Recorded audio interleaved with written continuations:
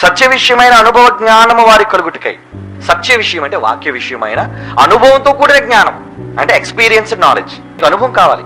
ఏమిటి బైబిల్ చదివేశారండి అంటే చదవడం గొప్ప కాదు, దాన్ని నువ్వు అనుభవపూర్వకంగా తెలుసుకోవాలి. కొంతవరకు మన ప్రారంభంలో చదువుకున్న బుక్ నాలెడ్జ్ మాత్రమే ఉంటుంది మనకి. తర్వాత ప్రాక్టికల్ నాలెడ్జ్. ముందు టీచర్ మాస్టరు బొమ్మ వేస్తాడు మనకి, కప్ప బొమ్మ, ఇది కప్ప నోరు, ఏమంటే ఇది కప్ప కడుపు, లోన పేగులు ఇలా ఉంటాయి, ముందు బొమ్మ వేసి చూపిస్తాడు మనకి.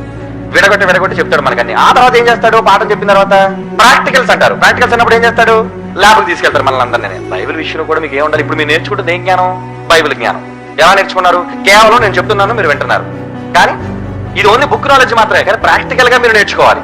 ప్రాక్టికల్ గా నేర్చుకోవడం ఇప్పుడు ఏంటి, ప్రాక్టికల్ గా నేర్చుకోవడం అంటే వాక్య ప్రకారంగా ప్రవర్తించడం. ఇంకేముంది ప్రాక్టికల్ నాలెడ్జ్ అంటే, మనం అంతా దేవుని కోసం కష్టపడాలి అని అన్నప్పుడు మీరేం చేయాలి, కష్టపడాలి అనే సంగతి ముందు తరగతిలో విన్నారు. ఆ తర్వాత మీరు ఆచరణలో పెట్టాలి. అది ప్రాక్టికల్ గా అనుభవ జ్ఞానంతో వచ్చిన జ్ఞానం.